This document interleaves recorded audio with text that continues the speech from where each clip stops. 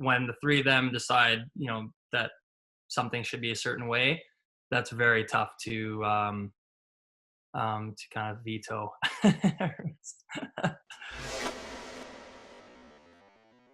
I'm Rick Westhead. This is TSN In Depth. I'm joined by Mark Masters of TSN and Vasek Pospisil, Canadian pro tennis player.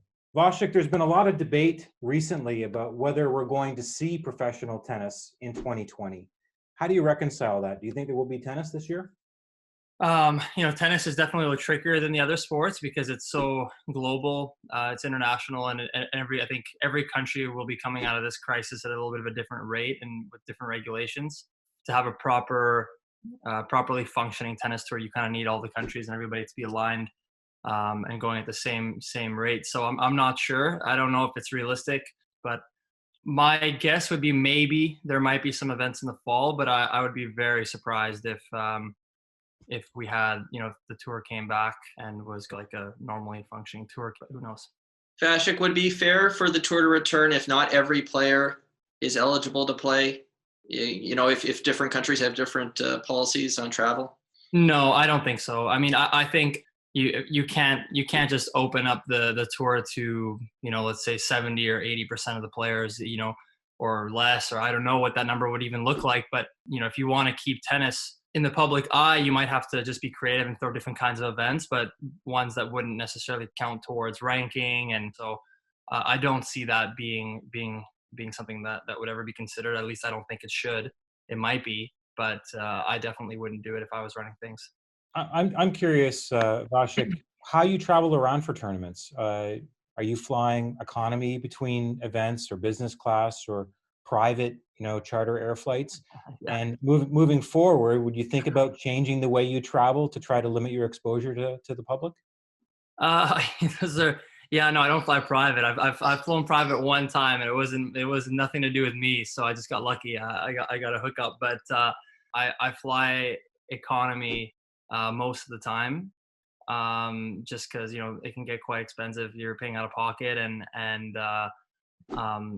tennis players have very high expenses. You have your whole team that you have to look after. So I don't know how much it'll change. To be honest, unfortunately, you're always just trying to get to the next place as quickly as possible because you need to adapt to the environment. And every week there's a new tournament. So if I'm traveling leisurely, maybe I'll probably make some changes. Maybe I'll drive more. I love driving. I don't know, but I don't actually think I would change very much. I think I'll just be more cautious when I do travel.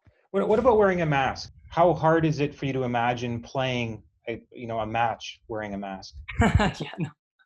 I don't think it's possible playing a match wearing a mask. I mean, you'd have to be some kind of a special mask, because I have got my hands on a few masks recently, so I am wearing them outside right now when I'm in public. It's hard. It's a little bit harder to breathe, right? So I think like playing a match would be so difficult to do with a mask, but I haven't tried, so I'm not sure. Once you do get playing again, if you were playing in front of empty stadiums, how do you keep the energy level up? What do you think about the idea of having, fake fan noise piped in to cheer points, or music soundtracks that are playing continuously while you play? I would really hate playing in front of an empty stand. Like, it would be difficult to really feel like you're playing for something important. And I'm not sure about any like fake background noise.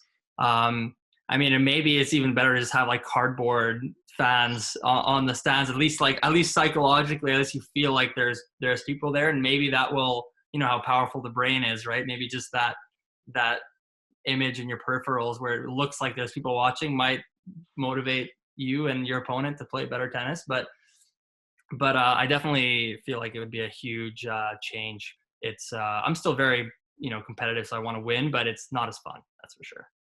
Vasek, Roger Federer and Rafa Nadal expressed some support for a ATP WTA merger. Why do you think it could be a good idea and a good thing for tennis to merge the tours now? We have a new ATP CEO and chair. And they've come to us with a new vision for tennis. They did a little bit of digging and they looked into some stats, and tennis can do a lot better from a revenue standpoint all around. They're not really, because it's so fragmented and there's so many conflicts of interest and there's so many different governing bodies, and every tournament is acting in its own way. they're not really maximizing the potential of what tennis, can provide. So I think they have a great vision, and they just see it. The execution of their plan can result in just major growth in the sport, and just make tennis more successful. What's the conversation with players like Nick Kyrgios who don't support the concept of a merger? Well, you know what? It's because a lot of players express, or people in general will express an opinion without having any information. Just because they feel like they want to say something. So I think that might be the case with Nick. To be honest, he's in no position to express an opinion when he just hears about this for the first time and has done zero due diligence. So there's some guys like that, and I'll have no problem telling him that to his face. But again, it raises eyebrows. There are a lot of very, valid questions that need to be asked and answered, which I have. And my my message to the people that are, coming, against it or not, or, especially on the tour and tennis players, is just that you need to have a little bit more information before you can kind of come to your viewpoint. Vasek, you talked about being a member of the Players Council. What's that like, that role? And can you give us any insight into the personalities of Roger and some of the other high-profile players that maybe you didn't know or see before? Yeah, it's been really interesting. I mean, I actually was telling somebody this recently, that during one of our meetings, I had Novak to my left, Roger to my right, and then Rafa right beside Roger. And I pinched myself. I was like, wow, this is like really cool. Actually, I'm sitting in like right in the middle of these three greats, right? So that's pretty cool. But in terms of the dynamic on the council, it's interesting. It's an interesting one because they're three very big personalities. They're very strong individuals, and they share different opinions. So it's an interesting dynamic. But overall, they work really well together. I've been really impressed with Novak, how much he cares for all the players and even the low ranked guys. And I don't know if it's because where he came from, how he grew up. I know his family had gone through tough times when he was a kid, and he really cares for all the players and the low ranked guys. And so I give him so much respect and credit for trying to actually, affect positive change. When it comes to the dynamic, is it important for those three to be in support of any big changes for it to get done in the current climate? It's pretty important. Yeah, it's pretty important because they carry so much weight. I mean, they're such a huge part of tennis. Like they're the stars that have been really carrying our sport. And I think when they're all on the same page, then it basically, there's no discussion, If there's a disagreement between the three of them in something, then it's open. Then suddenly I think other players, their opinions suddenly mean a lot more. But when the three of them decide, that something should be a certain way, that's very tough to kind of veto. Vasek, regardless of the merger talks, does tennis need to change its economic formula regardless moving forward here, especially when it comes to helping lower ranked players? Oh yeah, for sure. I mean, tennis needs major change for sure. I mean, it wasn't until I was in my mid-20s when I really started to, open my eyes to how many issues there were in tennis. And I felt like, okay, well, why aren't we able to change anything as players? We have so much leverage if we actually decided to get organized and use it, because without the players, there's no tennis tour. So why am I hearing that we have zero say in anything, and the tournaments are just doing what they want, and when it should be a business partnership, it should be like we need a tournament and the tournaments need us. It's 50-50. That's how it is in most sports. So why can't tennis be that way? So player compensation, I mean, that's the other thing, right? Is that you only have 100 players more or less on the ATP tour that make a good living in a sport that makes billions of dollars a year. So there's clearly an issue somewhere, and you need to be organized enough to actually be able to have any leverage to change anything once you do find that problem. So step one is actually being unified, and then step two is really digging in and figuring out what needs to be changed. It sounds like what you're saying is pro tennis needs a players union or association. So why isn't there one? Yes, it does. At least something that would act as a union or an association. Tennis is extremely international, so I know unionizing players in a sport like tennis is not so easy because suddenly you have all these conflicting union labor laws from different countries because you have a player from Argentina and Europeans and Canadians and Americans, and it's a very tricky, difficult scenario. Which I'd actually, when I was injured last year, I decided to have a crack at it, and I've gotten pretty far, and we're actually definitely more unified than ever before, or at least from what I've seen. So there's definitely a light at the end of the tunnel, and hopefully we can get to it. Are the big three supportive of that initiative? Yeah, Novak was supportive of it from the get-go, and at one point I had 100 of the 80 of the top 100 male players signed onto the engagement letter. Novak being one of them. I think I had like 12 of the top 20, but by the time I went to Roger and Rafa, they were not in favor. They actually just wanted to go and speak to the Grand Slams by themselves, which just went against the whole essence of what it is we were trying to do. But it was a shame. It's a shame, to be honest. Like because I know I've had some great talks with Roger. I actually like him a lot. He's a great guy, and he totally was supportive of the concept.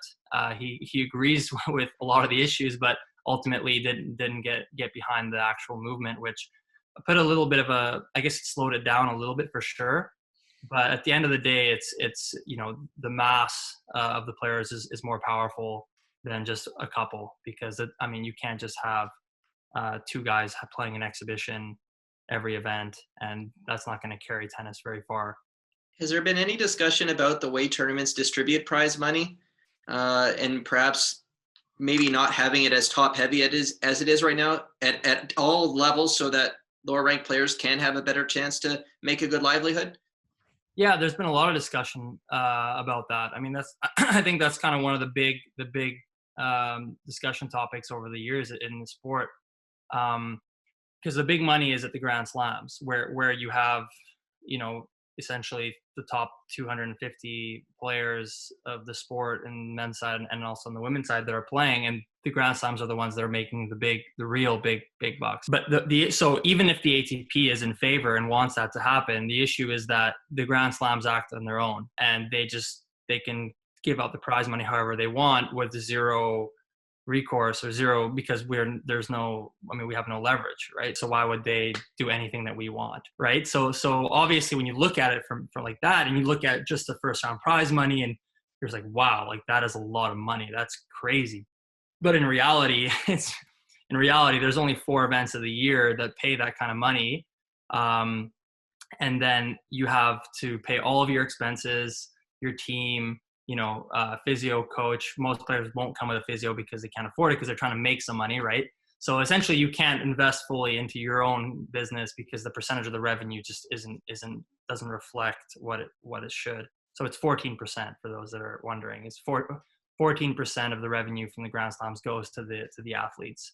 14% of what they say they're making. And we've seen recently that that's also not the case. So they're making more. We've been talking a lot about the big picture economics. What about the small picture right now, trying to help players get through this? Where do things stand when it comes to the Player Relief Fund? Honestly, it's a little bit at a standstill. Novak came to me with this idea. He was the one that kind of brought this forward. He's telling me like he was practicing with some Serbians that are ranked, 400, and like pretty good rankings. 400 in the world is not easy by any means, and they're thinking of retiring and quitting because they're just not making money, and now this is a tough time. And so the idea of it was that basically all the players in the top 100 would donate money into a fund based on their ranking. So I think 50 to 100 had a tier, 30 to 50 gave more, and then as you go up, they would give more money to the fund. But yeah, there's been some pushback for sure from a few players, and it's not so easy to organize. And right now, I think it's still in the works for sure. But right now, it just kind of like went a little bit silent because there was a little bit of pushback. So they're working on it, and we'll see.